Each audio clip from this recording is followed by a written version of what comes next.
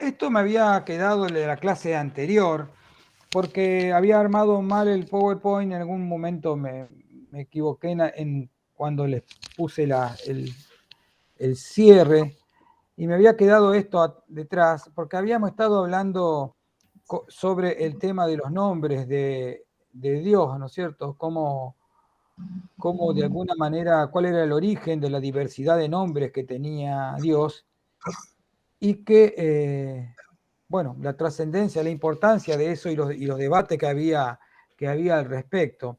Esta es una noticia que por ahí seguramente algunos ya la conoce, pero yo quería cerrar con esto porque tenía que ver con el tema. Bueno, desde 2008, Ciudad del Vaticano, siguiendo una directiva de Benedicto XVI, la Congregación para el Culto Divino y la Disciplina de los Sacramentos ha enviado una carta a las conferencias episcopales del mundo sobre el nombre de Dios, en la que pide no usar el término Yahvé en las liturgias y oraciones y cantos. El texto explica que este término debe traducirse de acuerdo al equivalente hebreo Adonai o al griego Kyrios, y pone como ejemplo traducciones aceptables en 5 idiomas: Lord, Señor, Signore, Señor, perdón por el francés, pero nunca me salió pronunciar eso, Ger, y Señor en español. Se afirma que el nombre de Dios exige a los traductores un gran respeto. El cardenal explica que la palabra Yahvé es una expresión de infinita grandeza y majestad de Dios, que se mantuvo impronunciable y por ello fue reemplazada en la lectura de la Sagrada Escritura con el uso de la palabra alternativa Adonai, que significa Señor. Esto viene a colación, digamos, porque Benedicto XVI, ustedes saben que era teólogo, y un teólogo muy importante. Entonces, que él se dirija, ponga la atención en el tema de la palabra Yahvé, en todo caso el nombre de Dios, está significando que se está acoplando a esta tradición de no pronunciar, esta tradición judía de no pronunciar el tetragrama. O sea, directamente, aparte que no se sabe cómo se pronunciaba, directamente tratar de evitar plantear el tetragramatón, este nombre de 4 letras, y reemplazarlo en todo caso como se venía haciendo en las tradiciones y en algunas traducciones de la Biblia a las diferentes lenguas, para no nombrar el nombre inefable de Dios, sino cometer una especie de sacrilegio, ¿no es cierto?, con respecto a la divinidad. Bueno, esto pertenecía a la clase pasada, y yo quería terminar con esta noticia, ¿no? La tradición sobre la Biblia, y particularmente las que nos interesa a nosotros sobre el Génesis, siempre se ha jactado de no deberle nada a el resto de las culturas del Oriente Medio. Siempre se jactaron, particularmente los comentaristas judíos y cristianos, de ser un relato totalmente original, que nada tenía que ver con las ideas politeístas de las culturas, de las principales culturas del momento, ¿no?, en que fue escrito, como la cultura, tanto la cultura siria, bueno, vinculada con la cultura más amplia, la cultura mesopotámica, digamos, con la cual los asirios pertenecían a ese grupo cultural también, ¿no? Y a la cultura egipcia. Por supuesto que se trata de un relato muy original, muy avanzado. Ustedes, si lo leen, le pueden dar una interpretación actual, porque justamente permite o nos hace creer que permite ese tipo de abordaje desde la actualidad, como tal vez o no lo permiten o nos cuesta más por ahí acceder con este punto de vista a los relatos egipcios, por ejemplo. Los relatos egipcios nos parecen interesantes, pero rara vez salvo cuando se trata por ahí de temas sapienciales como los que vimos el año pasado, si alguno se acuerda, es como que resultan siempre distantes. En cambio, el texto bíblico en general, el texto bíblico, no todo el texto, por supuesto, pero a nosotros nos hace por ahí reflexionar, nos hace como ser parte del texto por cómo está escrito y los problemas que aborda. Podemos opinar eso, podemos opinar sobre lo que pasa en el texto. En cambio, las mitologías es como que nos dejan afuera, porque hemos perdido mucho de esa visión mitológica de las cosas. Entonces nos resulta muy difícil meternos en un mundo en donde existan múltiples dioses y que adquieran diferentes formas, inclusive, y que no hay una clara división entre un dios y otro. Entonces nos confunde un poco. Podemos apreciarlo, pero por ahí no podemos tener injerencias en el mismo texto, ¿no es cierto? Sin embargo, a pesar de que los textos de la creación son muy, muy originales, y habíamos dicho que la particularidad era que había una intención de desmitologizarlo, de sacarle toda posibilidad de existencia de otras divinidades, otros seres, particularmente en los momentos mismos de la creación, tenían ciertas huellas de elementos mitológicos. Esto se puso de manifiesto a fines, ya no es tan afines, sino en la década del 70 del siglo XIX, cuando apareció publicado una versión del texto babilónico Enuma Elish. Es un texto de la creación, en donde empezaron a aparecer elementos que pudieron entrar en diálogo con el texto o con los textos de la creación. Entonces, los científicos empezaron a comparar elementos y en ese momento se quiebra esta exclusividad que tenía en cuanto a lo redaccional y demás, el texto bíblico de la creación, porque tienen muchos elementos en común.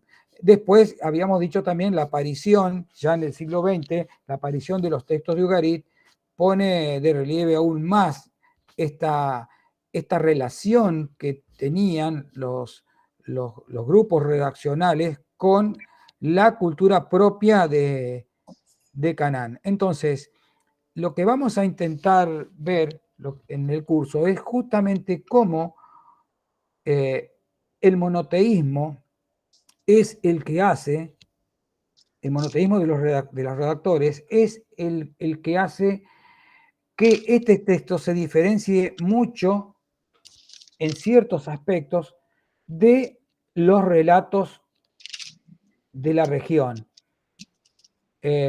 pero siempre considerando que manejan un sustrato común, o sea, el material con el que está hecho o que están hechos los relatos del Génesis, más allá de su originalidad, tienen elementos comunes, elementos que comparten con muchísimas de las culturas de la región. Y eso es lo que vamos a intentar visualizar. Entonces, el Génesis 1. En un principio creó Elohim los cielos y la tierra, pero la tierra llegó a estar desolada y vacía, y había tinieblas sobre la faz del abismo, y el Espíritu de Dios se cernía sobre la faz de las aguas. Entonces dijo Elohim, haya luz, y hubo luz. Y vio Elohim que la luz era buena, y Elohim hizo separación entre la luz y la oscuridad. Y llamó Elohim a la luz día, y a la oscuridad llamó noche. Y fue la tarde, y fue la mañana, día 1. Dijo Elohim, haya expansión en medio de las aguas, y separe las aguas de las aguas. E hizo Elohim la expansión y estableció la separación entre las aguas que estaban debajo de la expansión y las aguas que estaban encima de la expansión. Y fue así. Y llamó Elohim a la expansión cielo. Y fue la tarde y fue la mañana, segundo día. Dijo Elohim, reúnanse las aguas de debajo de los cielos en un solo lugar y muéstrese lo seco. Y fue así. Y a lo seco llamó Elohim tierra, y a la reunión de las aguas llamó mares. Y vio Elohim que esto estaba bien.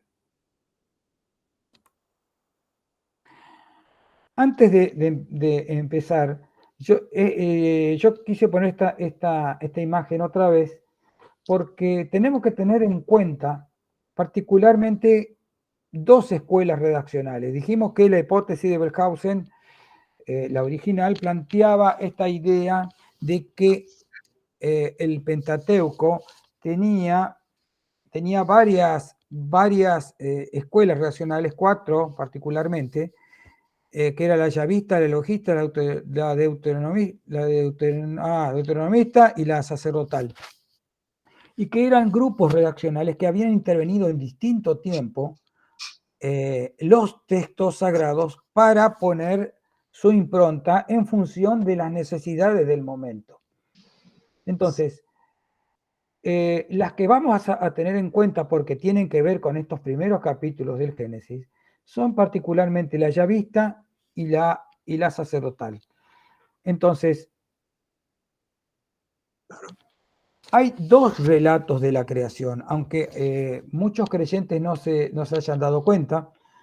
Fue una preocupación que siempre tuvieron los comentaristas, porque resultaba complejo poder explicar o darle forma a una opinión sobre la existencia de estas dos historias de la creación, que son inclusive contradictorias. Una se refiere particularmente al primer capítulo del Génesis y la otra al segundo y parte del tercero. Las injerencias de los grupos redaccionales han sido varias y están todavía inclusive en discusión. Sin embargo, el primer relato se considera que es producido por la escuela sacerdotal y fue escrito después del exilio babilónico. El segundo relato se considera que es en mayor parte es yavista y está escrito en Judá anterior, por supuesto, anterior al exilio.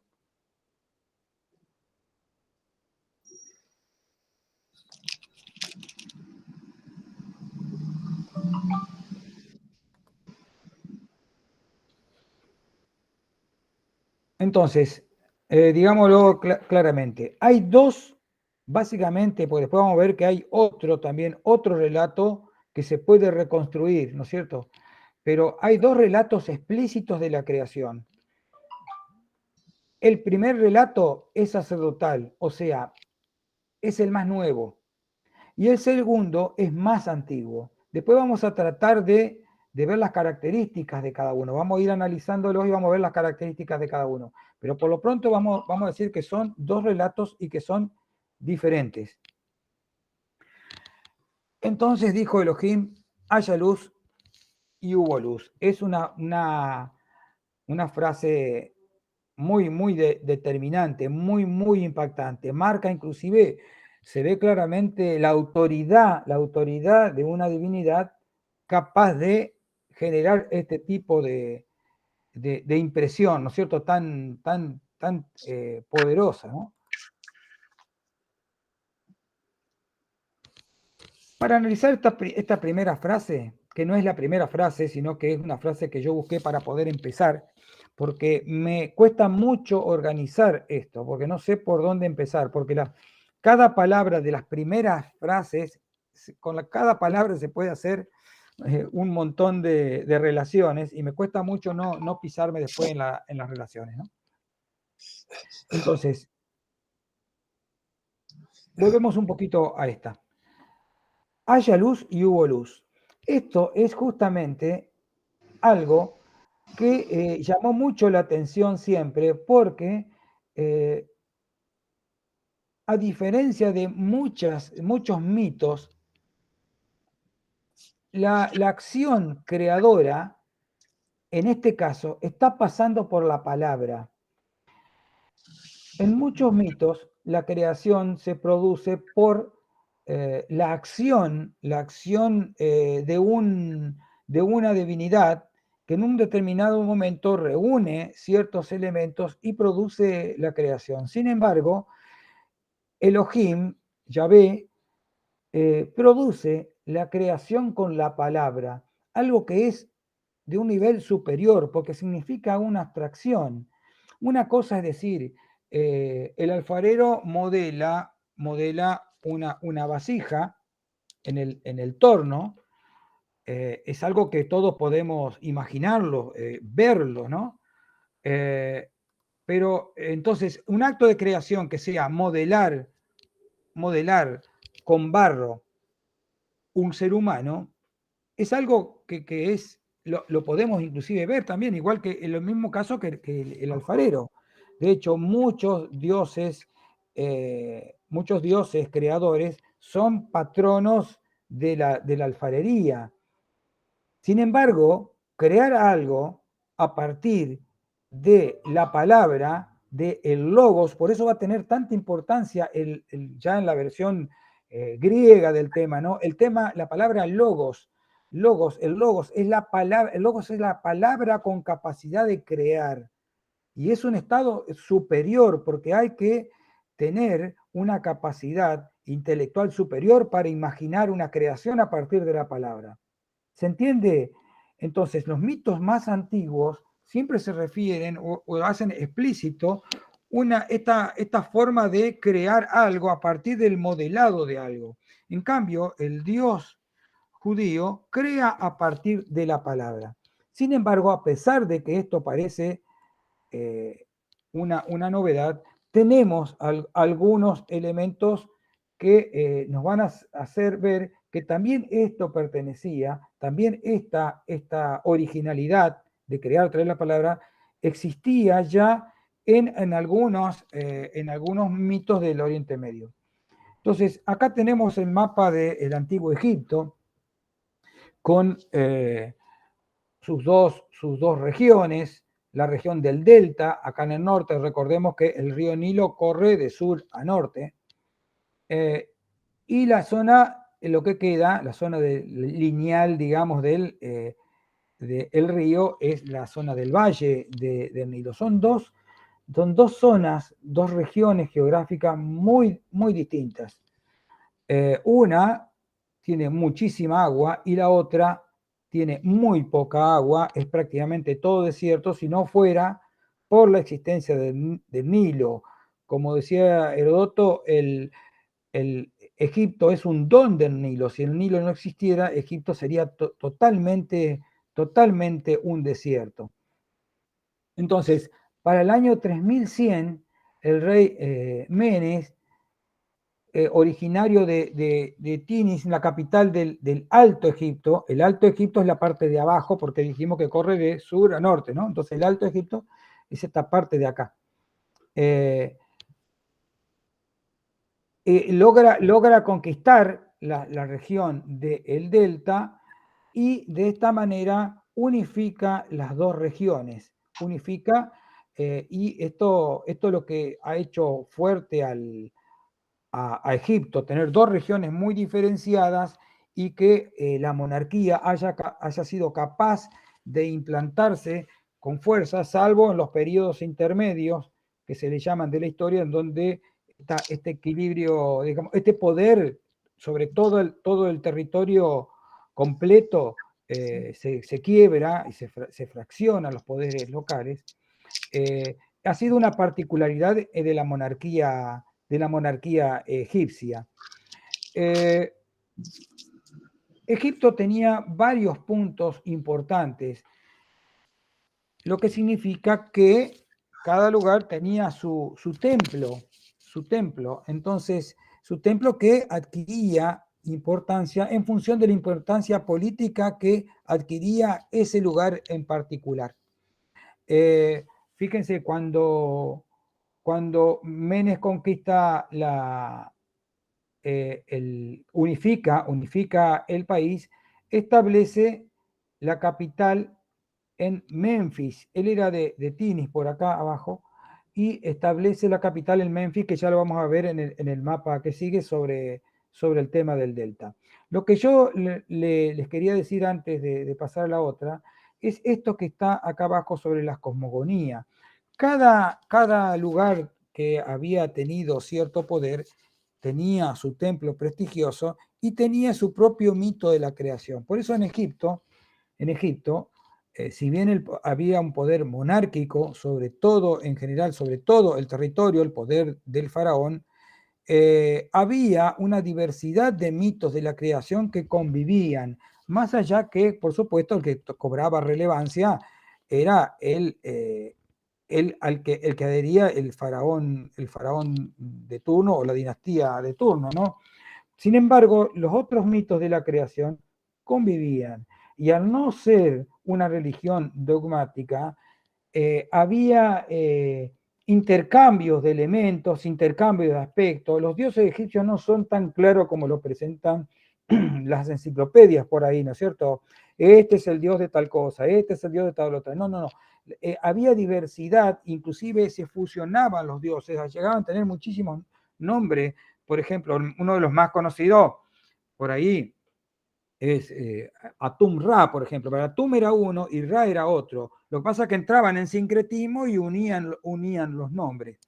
Llegaban a tener varios nombres en función. Entonces, no es todo tan claro como parece en un comienzo. También se intercambiaban los atributos simbólicos.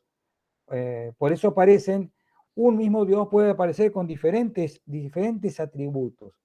Algunos a veces aparecen con cabeza de halcón y a veces aparecen con cabeza humana, por ejemplo, ¿no? Entonces, no es fácil, o había varios con cabeza de halcón, y a uno le cuesta mucho por ahí diferenciar cuál es uno y cuál es otro. No es tan claro, por eso digo, no es tan claro como a veces lo quieren mostrar. De todas maneras, había 3 ciudades que eran las más fuertes en cuanto a su mito cosmogónico, que eran Heliópolis, Memphis y Hermópolis. Y son 3 mitologías que de alguna manera nos han llegado. Algunas no están completas, pero se pueden reconstruir con partes que han aparecido en algunos lugares o en otros, o menciones que hay en algunos libros. Entonces, esta es la zona del Bajo Egipto, la zona del delta. Y fíjense dónde está Memphis. O sea, Menes tuvo justamente la inteligencia de que, si bien él pertenecía al Alto Egipto, poner la capital en la puerta del Bajo Egipto, que era el lugar que él había dominado. Entonces, todo el poder se concentró, un amplio espectro del poder se concentró en la nueva capital.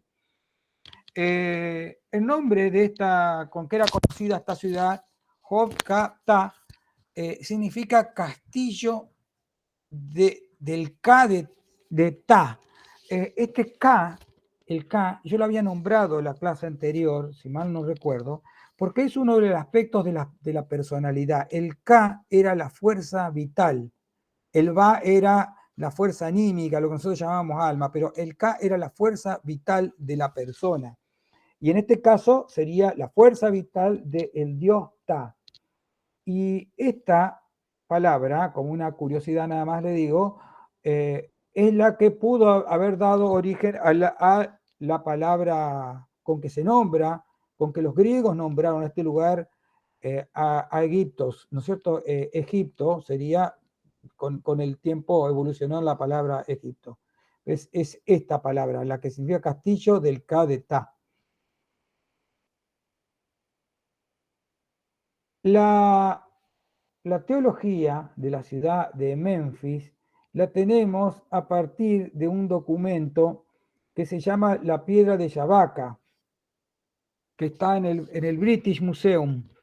Y es la que tiene el relato de la cosmogonía menfita. Cuando hablamos de cosmogonía, yo no sé si esta palabra yo una vez la expliqué, pero cosmos es orden y gonía es origen, o sea, sería una cosmogonía sería el origen del cosmos, ¿no es cierto? El origen del mundo, del universo. Eso es lo que significa.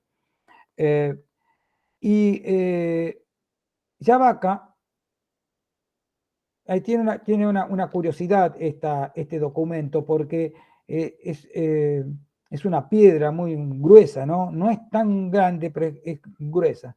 Y resulta que Yavaca tenía una preocupación, porque decía que la cosmogonía de la ciudad de Memphis, que era para ellos era la auténtica, cada templo defendía como auténtica su propia cosmogonía. Estaba en papiro y los papiros se lo estaban comiendo los gusanos. Entonces, eso lo dicen en el mismo, ahí en la misma piedra dice esto que le estoy contando. Fíjense que Yavaca gobernó en el siglo 8 antes de Cristo, o sea, bastante tardío para lo que es la historia de Egipto. Acuérdense que Menes unifica, las pantallas anteriores, Menes unifica el país en el 3100 aproximadamente. Entonces, es una personalidad tardía este Yavaca, ¿no? Pero el relato, según se supone, pertenece al reino antiguo. Entonces, ya la preocupación por él era preservarlo. Entonces, manda, dice, yo Yavaca, qué sé yo, para proteger el texto menfita y demás, lo pongo en piedra, porque la piedra es lo que no perece, lo que va a durar por siempre. Sin embargo, fíjense la forma que tiene. Esto que tiene cuadrado en el centro y estos radios que tiene acá no forman parte del documento original. Justamente es cuando se lo encontró, se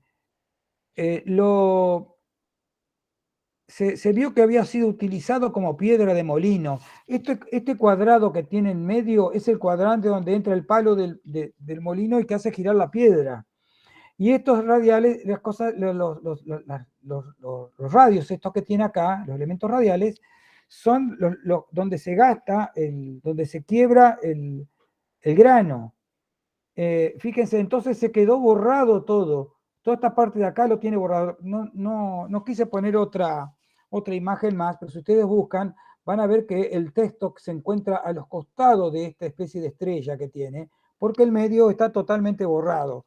O sea que Yavaca quiso preservar el texto porque al papiro se lo estaban comiendo los gusanos, pero resulta que parecía que estaba medio maldito el relato porque terminó siendo piedra de molino y terminó borrándose igual. De todas maneras, se puede reconstruir porque hay otras menciones del texto en otros documentos que aparecieron. Entonces, el centro de la teología menfita es el dios Ta, como lo habíamos nombrado anteriormente. Este dios tiene un aspecto mumiforme, tiene una mortaja y tiene atributos del poder como el pilar 10, que no se ve, pero este es un cetro con la forma de pilar 10, y el cetro Uas, que son símbolos del poder soberano y de la estabilidad del Estado. Entonces, esta divinidad llevaba esos atributos. Y era un dios que había surgido del caos primordial. Y tenía una particularidad, que creó el mundo a través de la palabra. Esto también es algo raro en Egipto mismo porque el resto de las cosmogonías son diferentes, son más tradicionales, por así decir. Entonces, acá hay algunos párrafos que me interesaron para esta ocasión. Así sucedió que el corazón y la lengua obtuvieron la supremacía sobre todos los miembros del cuerpo, de acuerdo con la doctrina por la que él está en cada uno de los cuerpos, en cada una de las bocas de todos los dioses, de todos los hombres, de todo el ganado, de todos los seres que reptan, y de todo lo que vive, pensando lo que desea y decretando todo aquello que anhela. Así se crearon todos los trabajos, todas las artes, toda la acción de las manos, el andar de las piernas, el movimiento de cada uno de los miembros, de acuerdo a la orden concebida por el corazón y manifestada por medio de la lengua, y que produce todas las cosas. O sea, de alguna forma, este Dios Ta sería un antecedente de lo que va a hacer Yahvé cuando, por decreto de su personalidad, las cosas comienzan a manifestarse. Ya no está creando a través de el modelado de una materia, sino que está creando de alguna manera materia a partir de la palabra. Entonces, decreta todo aquello que anhela. Y por otra parte aparece acá el corazón y la lengua, porque habíamos dicho que el corazón, otra de las partes constitutivas también de la personalidad era el corazón. El corazón era el centro del pensamiento en Egipto. No pensaban con la cabeza, sino que pensaban con el corazón. Y no es una frase, hoy esa frase es una frase poética, ¿no? Y tengan en cuenta cuando dicen voten con el corazón, ¿eh? Ojo, que esto ya no significa que voten. En aquellos tiempos, en Egipto, si le decían voten con el corazón, significaba piensen el voto. Ahora voten corazón significa, con el corazón dice no piensen el voto. Cambió un poco el concepto, ¿no? Entonces, pasamos a esta otra. Dijo, Elohim, reúnanse las aguas de debajo de los cielos en un solo lugar y muéstrese lo seco.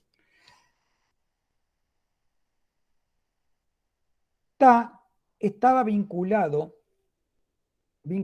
con un antiguo dios del lugar que se llamaba Tatenen. Este dios Tatenen era un dios que se supone que es un dios arcaico del cual tomó los atributos, ¿no? Un dios local, toma los atributos y Tatenen significa la tierra que emerge.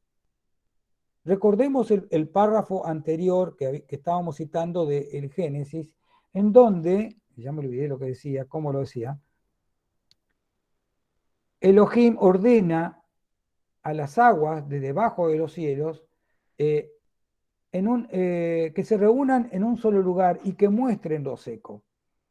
Eso significa la aparición de la tierra que estaba debajo del agua en todo caso. Entonces, esto de la tierra que emerge era algo muy, muy común en Egipto. Está presente en general en muchísimas mitologías del mundo y está tratada justamente por los mitólogos, particularmente por los mitólogos simbolistas, como vimos en la primera clase, ¿no? Donde planteaban la existencia de estos elementos arquetípicos en las distintas mitologías del mundo. Estas similitudes que había, que Jung las propone como manifestaciones del inconsciente profundo. ¿Recuerdan eso que vimos? Entonces, este Tatenem era la encarnación, la personificación de alguna forma de la tierra que emerge.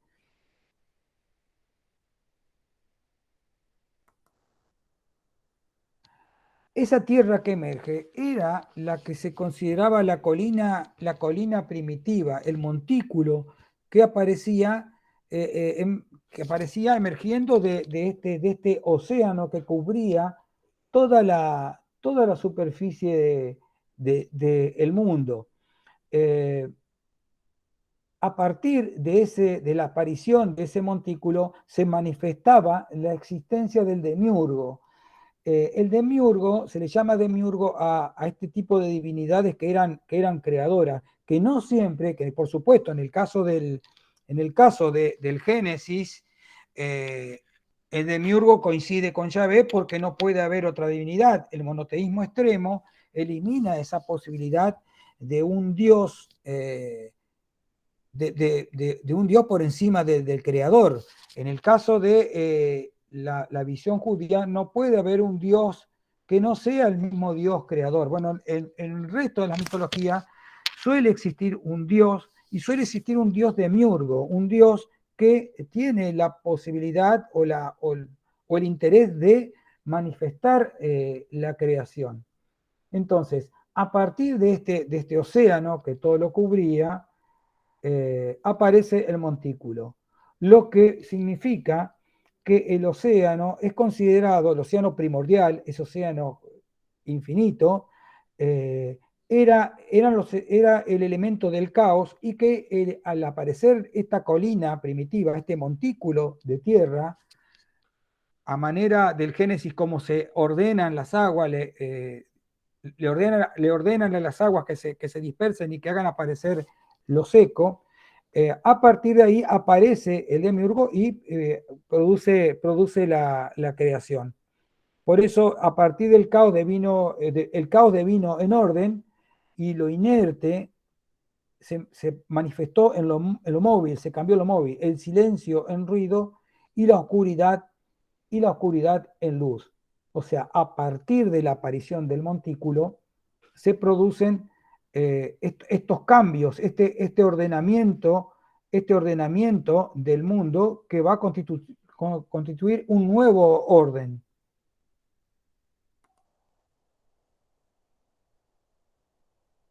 De esta manera, dice Ta, el que creó todo y dio existencia a los dioses. En verdad, él es Tatenem, la tierra emergida, quien hizo nacer a los dioses, y del que surgió toda existencia, las comidas, las provisiones, las ofrendas divinas, todas las cosas buenas y hermosas.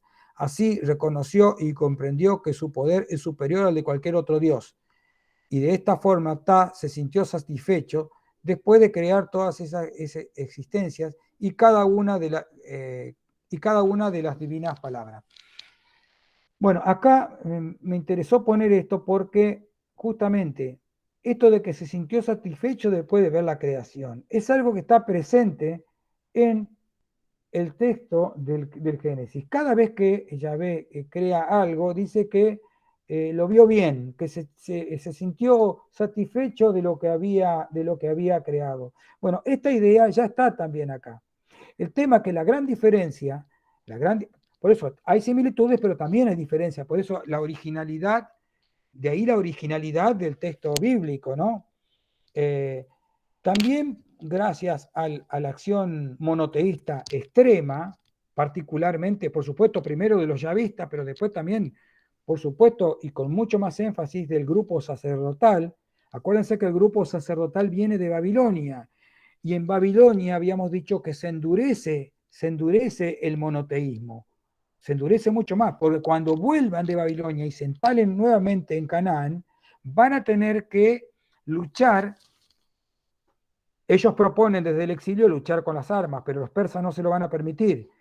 Entonces, luchar ideológicamente con la población que sigue creyendo en el politeísmo. Entonces se endurece mucho más el monoteísmo. De ahí que el grupo sacerdotal imponga con mucho más fuerza esta idea de que existe un solo Dios y el resto de dioses no existen. Por eso hay similitudes y diferencias. Pero la diferencia más grande respecto de este texto es justamente por eso. Porque estos dioses, dioses egipcios y dioses mesopotámicos, no solamente crean el mundo, sino que también, aparte de crear al ser humano, algunos también crean a los otros dioses.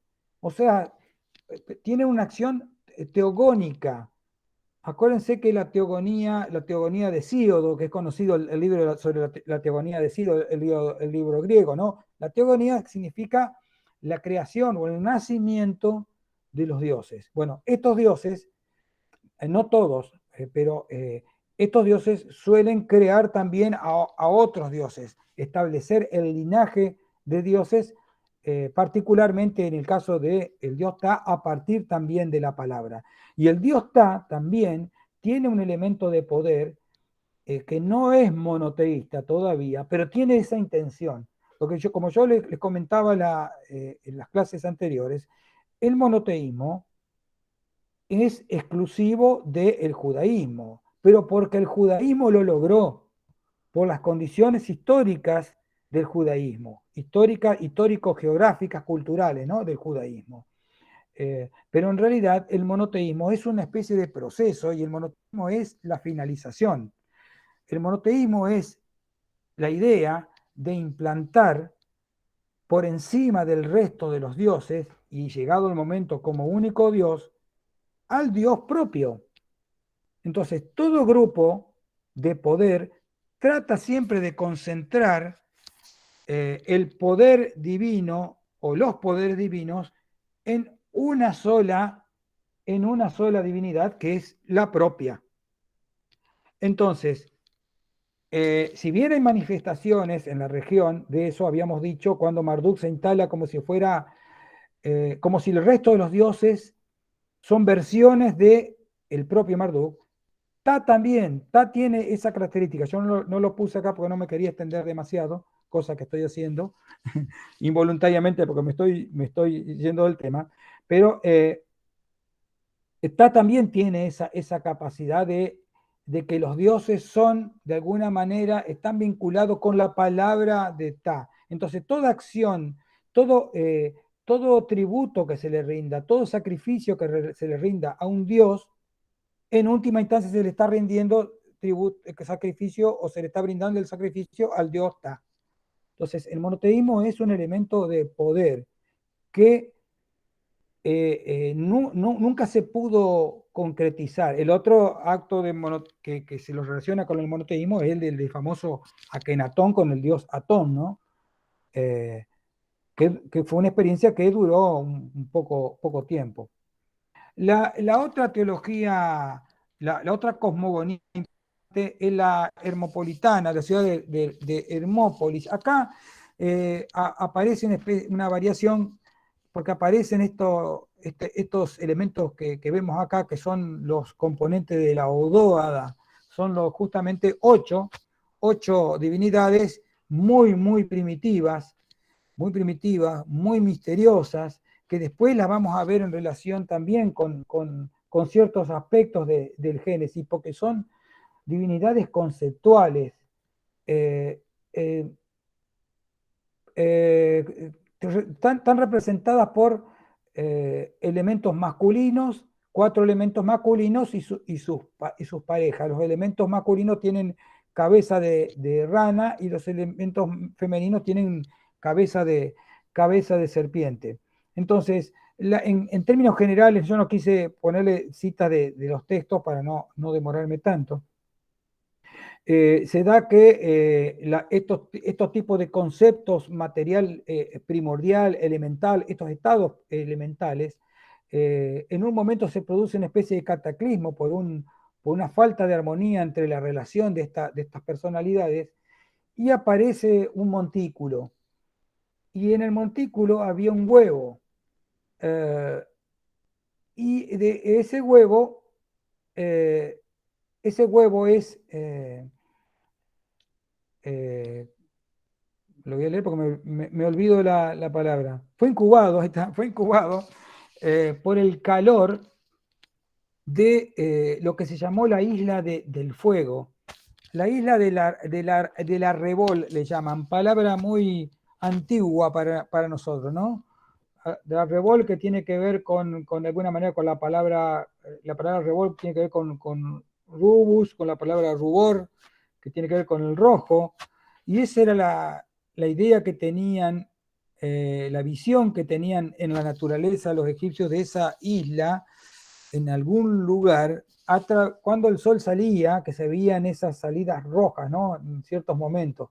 Entonces se pensaba en este tipo de isla que había incubado el primer huevo, el huevo cósmico del cual había salido el dios Ra. Esa es hay variaciones ¿cómo es? De este mismo relato, hay varias variaciones. Una de ellas es que también ahí aparece el, el ave Benú, que está relacionada con el ave fénix, y después los griegos toman esa idea, y el ave fénix es la que nace del fuego, ¿no? De la isla del fuego esta. Fénix es justamente el pájaro Benú, pero en la versión que los griegos toman de Egipto. Fíjense esto que es interesante. El sol, el sol apareciendo en el horizonte, acá en la parte superior, y esto que se ve redondo, acá, lo que se ve redondo es justamente el montículo primitivo. Es esa porción de tierra que aparece en medio del océano cósmico, el mundo.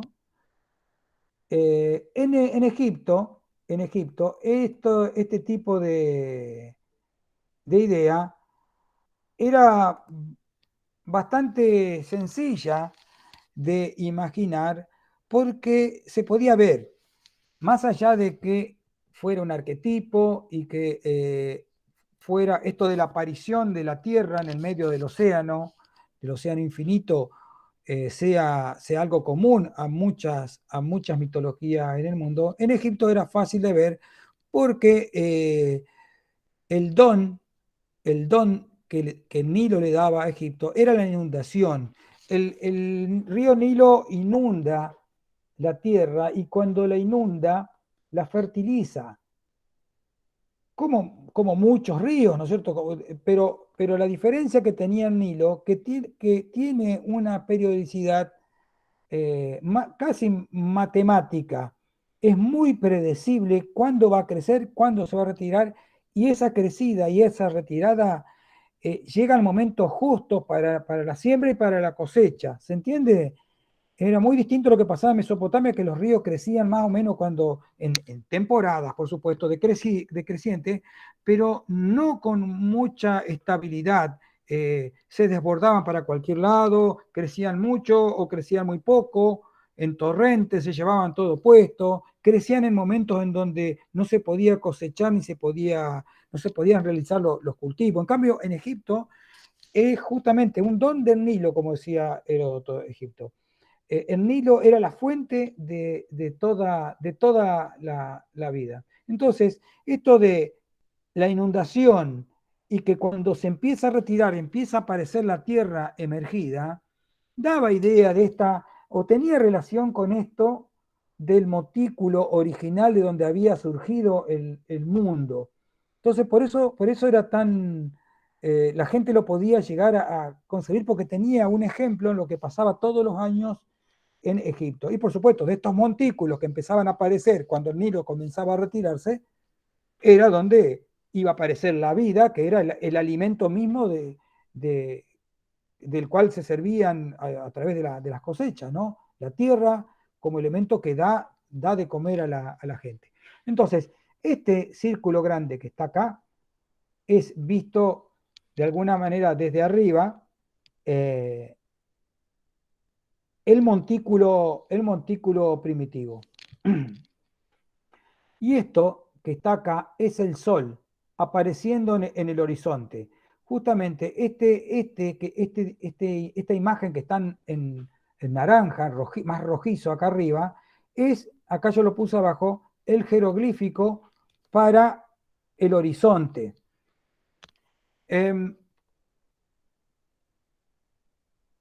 Este papiro nos está mostrando en una forma artística propia de Egipto, como es ver en 3 dimensiones, teniendo 2 dimensiones nada más, estamos viendo simultáneamente un movimiento del Sol. El Sol sobre el horizonte, visto desde la horizontalidad al horizonte así, pero a la vez el montículo visto desde arriba. O sea, tenemos 2 visiones simultáneas. Esto es propio del arte egipcio, por eso se habla de figuras torsionadas y demás, ¿no? Que en otro momento hemos tratado de analizar. Una especie de cubismo, ¿no es cierto? De cubismo propiamente egipcio. Entonces, esto es Ra saliendo en el horizonte. Pero este es el transcurso del Sol hasta que se pone en el horizonte oeste. ¿Lo ven? Esta parte del medio.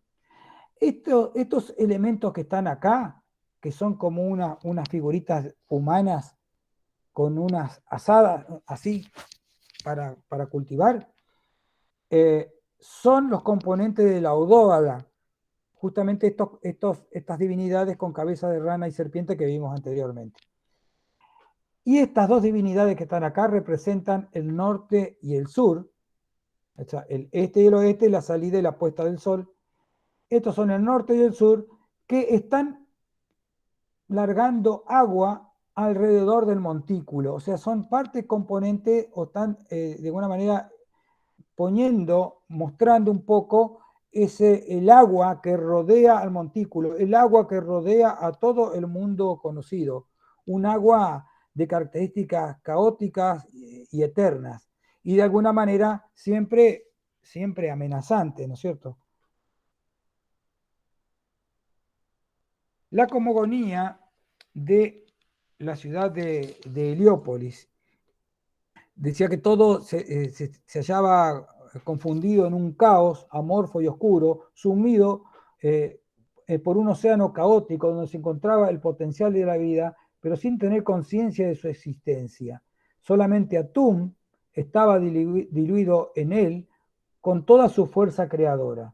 O sea, en ese Nun, en ese océano que todo lo cubría, y que se manifestaba como algo caótico, como algo oscuro, amorfo, estaba de alguna manera inerte la personalidad de Atum, el Dios creador, que en algún momento se va a manifestar. Tomando conciencia de sí mismo, gritó, ven a mí, apareciendo Ra. Por eso se habla de Atum Ra, ya como yo le decía, es un sincretismo entre dos dioses, ¿no? Como Ra era un dios supremo, el dios del sol, tenía que formar parte de la actividad creadora, ¿no? Emergió una colina primordial situada en un lugar llamado la Tierra Alta y ubicada en el Templo del Sol. Es en este emplazamiento donde aparece, por lo tanto, el primer trozo de materia sólida de forma piramidal denominada Bem. Acá vemos, en esta imagen, lo vemos al dios Ra, ya como forma de halcón, parado en el montículo. ¿Lo ven? Esto negro que está acá en el medio es el montículo primigenio. Se le llama Ra Oracti. Hay varias versiones. Ra Oracti quiere decir Ra, Horus de los dos horizontes, de justamente el horizonte este y el horizonte oeste, ¿no? Con una relación de Ra con el dios Horus. Ahora bien, esta primera colina, la primera porción de tierra que aparece, se la llama Benben, se está relacionada con una piedra que le llaman Benben. Que con el tiempo adquiere forma piramidal. Al comienzo era una piedra que tenía más o menos una forma de montaña, ¿no? Hablando de montaña, todo esto tiene que ver también con el tema de la montaña mágica, la montaña primitiva, y va a tener que ver también con los dioses que habitan esa montaña primitiva. Una de las tantas fue el monte Sión o el monte Sinaí o el monte Safón, que ya lo nombramos. En el caso de los griegos, que faltan muchísimos años para que parezcan los griegos, va a ser después el monte Olimpo, también por ahí más conocido, más difundido, ¿no es cierto? La mitología más difundida. Esta es la piedra Benben, es una piedra que se supone que dio origen a, a la forma piramidal, porque esta particularmente justamente se le llama piramidón cuando aparece así con esta forma, y esta en el caso de la imagen que tenemos acá, es un piramidón de la pirámide de Amenemhat III, una pirámide que estaba derrumbada y que encontraron en los restos esta punta. Acá lo vemos ya instalada en su lugar. y representa, es un símbolo masculino. También es la forma que se pone en la altura de los obeliscos. Los obeliscos empiezan como elementos bastante bajos, pero con el piramidón en la punta, y después con el correr de la historia de Egipto se van hacia arriba, ¿no es cierto? Se van extendiendo cada vez más alto.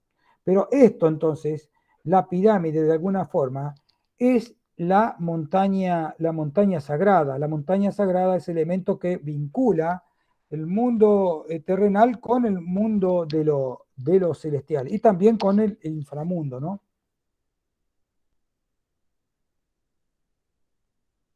En un principio creó Elohim los cielos y la tierra, pero la tierra llegó a estar desolada y vacía, y había tinieblas sobre la faz del abismo, y el Espíritu de Dios se cernía sobre la faz de las aguas.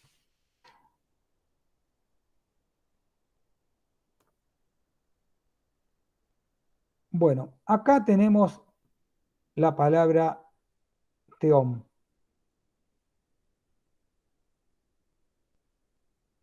Yo iluminé algunos aspectos para que vayamos teniendo en cuenta, pero yo se los voy a ir recordando en algún momento.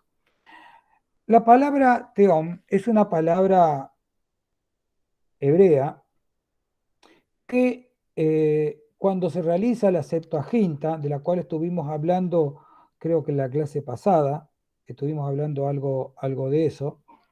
Cuando se hace la Septuaginta era la versión de los textos bíblicos traducidos al griego, eh, generada en un principio en Alejandría, para los judíos de la diáspora. Eh, entonces, la tarea de estos 70 sabios de traducir la Biblia no fue fácil, porque muchos conceptos son propios, del mundo semita, y pasarlo a la lengua del mundo griego significó tomar opciones. Eh, este fue uno de los casos.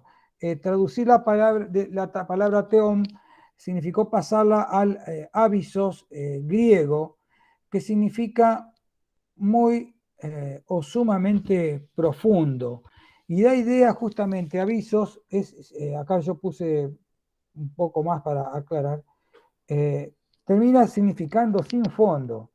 Por eso, acá donde iba la palabra abismo, figuraba la palabra teom. Eh, Hay quienes piensan que esta palabra, avisos, está relacionada, no es que viene de ahí, pero está relacionada con Apsu, del sumerio Apsu, en acadio que es Apsu, que significan aguas profundas. Y después más adelante, cuando la clase que viene, cuando veamos el Enuma Elish, vamos a ver que aparece una personalidad con este nombre y que representa en un comienzo las aguas, la mezcla de aguas, y que luego se separa y termina representa las aguas dulces.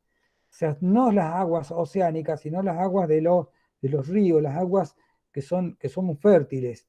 De todas maneras, esta palabra es bastante controvertida porque está hablando de la existencia de esta materia eh,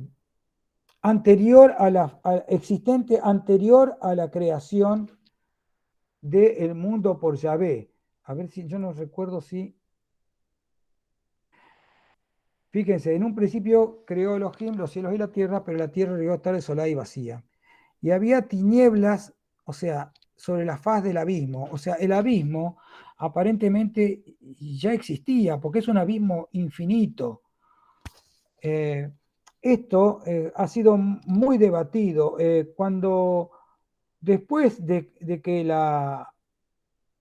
de que los judíos se reúnen en Yamnia en esta suerte de tomar decisiones respecto de el progreso de lo que va a ser la religión, y comienzan a partir ya, la Septuaginta ya estaba escrita, pero comienzan a elaborar lo que va a ser después el texto de la Biblia hebrea en cuanto a la selección y demás, generan muchas discusiones al respecto. Y eso va a ser una tradición a lo largo de los tiempos que van a venir para los judíos, porque se van a generar distintas escuelas rabínicas que van a tener diversas posiciones respecto de este tipo de cuestiones.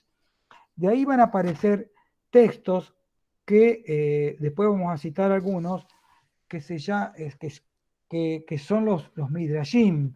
Midrashim es el plural de Midrash, que son comentarios respecto de este tipo de problemas, comentarios que hacen los rabinos respecto de este tipo de problemas, de palabras que aparecen y que son controversiales.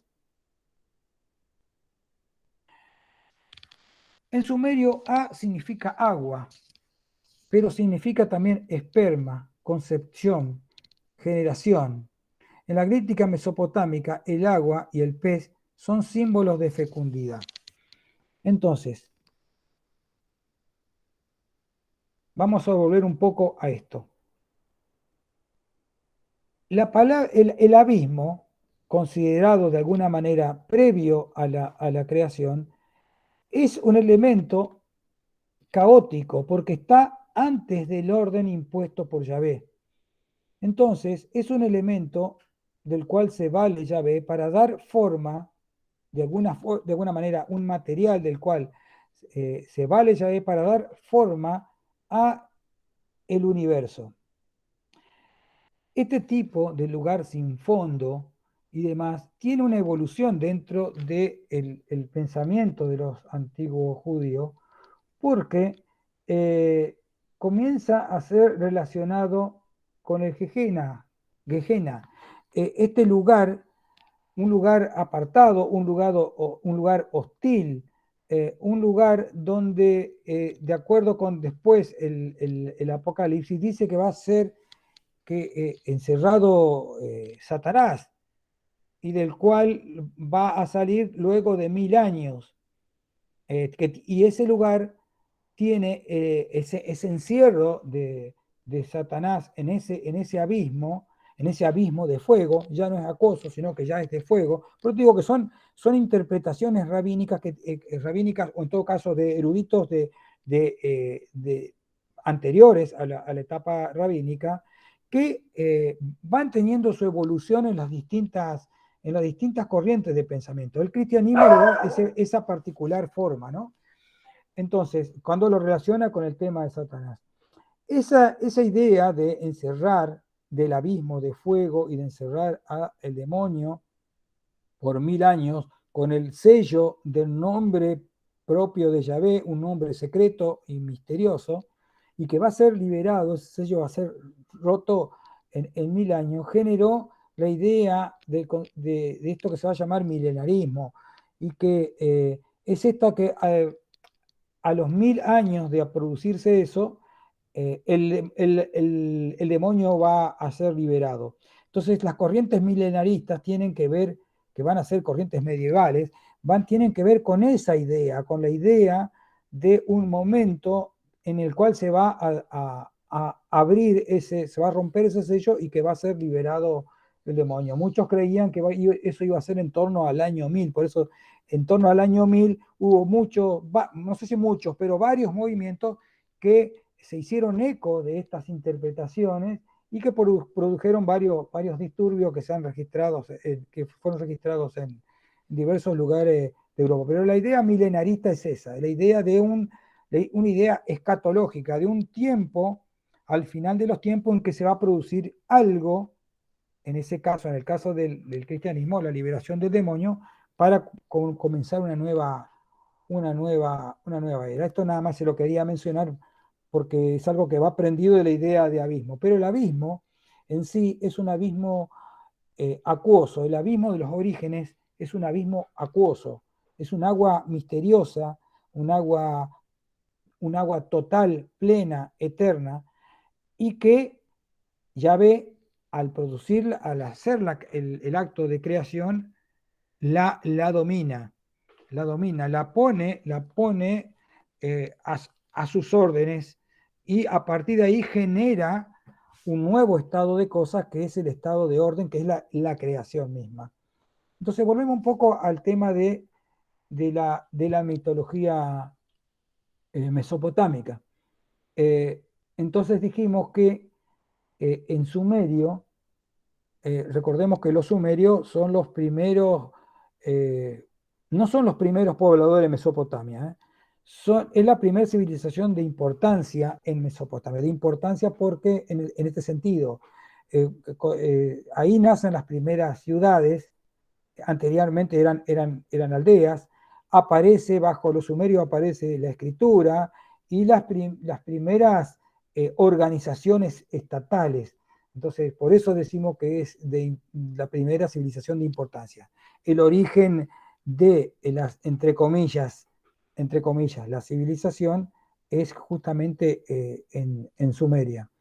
Después de la etapa sumeria aparece la etapa de Acadia, después hay un resurgimiento sumerio y demás, pero los sumerios son los primeros pobladores con capacidad de formar un estado en Mesopotamia y en el mundo, ¿no? En la lengua sumeria A significa agua, pero también significa esperma, concepción, generación. Y en la glíptica, o sea, en las imágenes que aparecen en Mesopotamia, el agua y el pez son símbolos de fecundidad. Por supuesto que nos estamos refiriendo, en Mesopotamia particularmente, se están refiriendo a las aguas provenientes del río Éufrates y el río Tigris. En Mesopotamia el mar queda relativamente ligeramente retirado, ¿no? Tienen al sur mar y tienen después, atravesando Canaán, tienen el mar Mediterráneo. Pero se refiere particularmente, cuando habla de símbolo de la fecundidad, se refiere al tema de los ríos. Esta idea de la fecundidad del agua viene de la prehistoria, no es un invento mesopotámico. Son conceptos que ya vienen de la prehistoria. Fíjense, este que vemos acá es Enki, Enki-Ea, se le llama porque Enki es el nombre que recibe en las lenguas sumerias y Ea en las lenguas acadias. Bueno, es templo o casa, y A es agua, y es una divinidad masculina. Lo que pasa que ya en tiempos sumerios el patriarcado el proceso del patriarcado, este reemplazo de la divinidad de la antigua diosa madre creadora, dueña de la tierra y de las aguas de la prehistoria, ya había quedado eclipsada por la figura masculina del dios pastor y guerrero. Y muchas divinidades, particularmente vinculadas con la fecundidad y con la fertilidad y con la creación, no todas, pero muchas habían pasado al aspecto masculino de los dioses, digamos, habían mudado desde lo femenino a lo masculino. Y en este caso ya estamos hablando de ese caso. Acá dice que en un momento reemplazó a Ninulsaga, que era una diosa madre. Es el reemplazo justamente de la diosa por el dios, el reemplazo de lo femenino por lo masculino. Esto es algo que encontré un ratito antes de empezar la clase y que me apuré por ponerlo, porque es una marca en una conchilla que está datada en 400.000 años, o sea, tiene muchísimo tiempo, y que no corresponde a el Homo sapiens, es anterior. Por eso yo puse ahí hace unos 300.000 años antes que los primeros miembros de nuestra especie empezaron a hacer dibujos. Es muy, muy anterior, a la aparición de los dibujos en las cuevas. Y es una especie de zigzag. Esto me interesó ponerlo porque el zigzag son manifestaciones muy antiguas de los hombres. Yo para decirles nada más que esto está hecho por el Homo erecto. El Homo erecto es un homínido eh, que del género Homo, ¿no? Que es uno de los tipos humanos que existieron. Nosotros ahora conocemos un solo tipo humano, pero en su momento se sabía que habían existido dos. El Neandertal, por ejemplo. El Neandertal es otro tipo humano que convivió con los humanos actuales. Era diferente, ¿no es cierto? Aparentemente tenía menos capacidad intelectual y demás. Bueno, algunos suponen que el Homo erectus también convivió o sea, con el Neandertal y también convivió con el Homo sapiens, o sea que había tres tipos humanos conviviendo, algo impensable para nosotros, ¿no? Que tenemos humanos de diferentes aspectos, pero somos todos Homo sapiens, de eso no hay ninguna duda, ¿no? Sin embargo, se supone que estos tres pudieron haber coexistido, digamos, y después fueron terminando Z que quedó solamente nuestro tipo humano. Por supuesto que esto está en total discusión, inclusive esto que le estoy mostrando está en discusión. ¿Por qué? Porque si el Homo erectus hizo esto, significa que tenía algún tipo de intelectualidad. Porque esto empieza a aparecer muchísimo tiempo después. Acá no lo vemos con claridad, yo creo que tengo otra y más. Esta. Acá. Empieza a aparecer muchísimo después como un elemento relacionado, como un símbolo relacionado con el agua y con el fluir. O sea, acá vemos en esta figura, de que tiene 5.000 años de antigüedad, serían 7.000 años de antigüedad, ¿no? Por 5.000 antes de Cristo. Estos motivos zigzag, van a encontrar muchísimos jarrones y demás de épocas prehistóricas en que aparecen los zigzag. Inclusive el mismo Egipto tiene ese tipo de imagen de zigzag en el jeroglífico para agua. También aparecen otro tipo de elementos que no son zigzag, pero que se parecen a los meandros. Por eso meandros acá hay ondulaciones, acá hay una especie de zigzag, pero con ondulaciones. Acá también aparecen especies de espirales que tienen que ver también con la idea de agua. O sea, el agua como el elemento, el primer elemento representado simbólicamente a través de gráficos. Los primeros símbolos gráficos que aparecen en la humanidad son los de agua. Entonces, este tipo, si esto hay mucha gente que defiende que esto pertenece al Homo erectus. Entonces, si esto perteneció al Homo erectus, es anterior al mismo humano actual la aparición de símbolos que tienen que ver con el agua.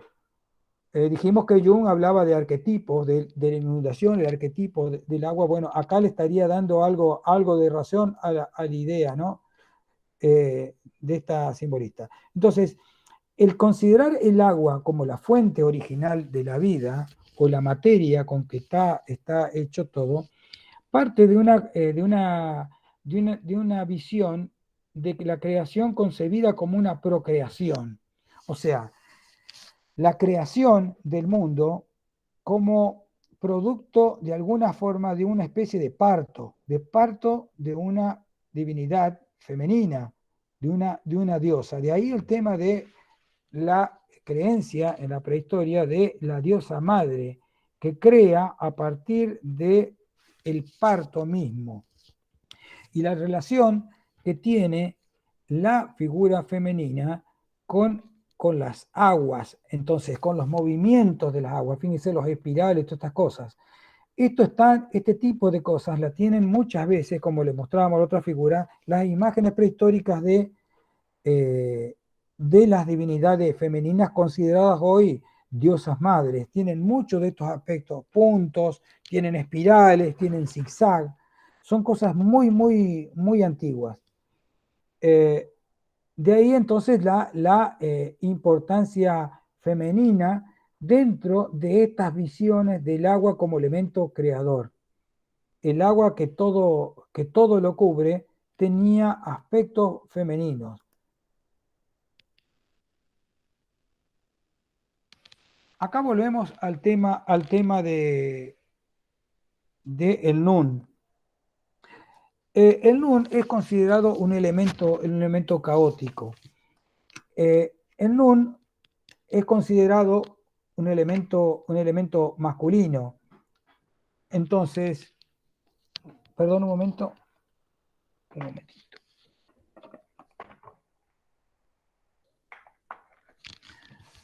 Un elemento masculino, el Nun considerado padre de todos los dioses. Pero yo les había dicho que la concepción prehistórica del agua era una concepción femenina y que poco a poco había sido reemplazada por las divinidades masculinas en función de un proceso sociocultural y político también. Las divinidades femeninas fueron consideradas divinidades monstruosas y se suponía entonces que el dios creador masculino había puesto orden a partir de un caos existente anteriormente relacionado con este océano que todo lo cubría. Entonces, la divinidad femenina como un mar eterno, el cual fue intervenido por una divinidad masculina que lo dominó, lo obligó a que mostrara la tierra emergida, la colina primitiva, esto que Elohim ordena a las aguas que se separen y muestre lo seco, es parte de eso. Y esta divinidad arcaica, que era el océano, siempre amenazante de poner fin al orden, al cosmos establecido por los dioses creadores. Por eso, las aguas eran consideradas de alguna manera elementos amenazadores, elementos visto como monstruos que acechaban permanente la obra de la creación. La creación vista en el Génesis, pero vista a partir del yavismo, del monoteísmo extremo, no se permitía, habíamos dicho, el tiempo cíclico, sino que hablaba de un tiempo lineal. El tiempo cíclico era la vuelta al estado anterior de las cosas. Perdóname un segundito.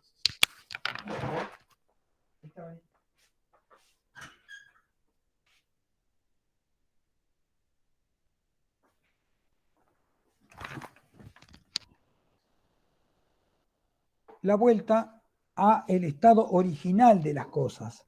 El océano era como que todo lo quería cubrir nuevamente. Entonces, el agua tenía el germen de la vida. Todo lo que el Dios creador iba a hacer o iba a crear, por así decir, estaba en términos de potencialidad en el agua, en el abismo primitivo. O sea, la diversidad en la unicidad, el agua oscura, el abismo eterno, donde estaban todas las cosas, pero aún no manifestadas. Recién se iban a manifestar cuando el Dios creador lo decidiera. Fíjense el tema del monstruo, el agua como una monstruosidad, personificada como una monstruosidad femenina en oposición al Dios creador masculino. el monstruo es un animal que termina siendo un no animal. Eh, Fíjense, el monstruo por excelencia, digamos, el monstruo, el dragón. El dragón, la percepción que nosotros tenemos del dragón, es como un animal hecho con diferentes pedazos de animales. Es justamente un no animal, se distingue de los animales naturales. El dragón tiene partes, si ustedes se ponen a ver, pensar un dragón, se van a dar cuenta que eh, está compuesto por diversos animales. Hay muchas formas de dragones, ¿no? Pero más allá de que se asimila dragón a serpiente, es más, la palabra dragón significa literalmente serpiente, la idea del dragón es de un ser fantástico, un ser que no existe en la naturaleza, pero que contiene, si uno los ve en imágenes, contiene muchísimos elementos de otros animales eh, que, son, que son propiamente naturales. Eh, o sea, el dragón como portador de la diversidad de la vida en una sola personalidad. De alguna forma, la diosa dragón que personifica el océano primitivo, tenía esa potencialidad.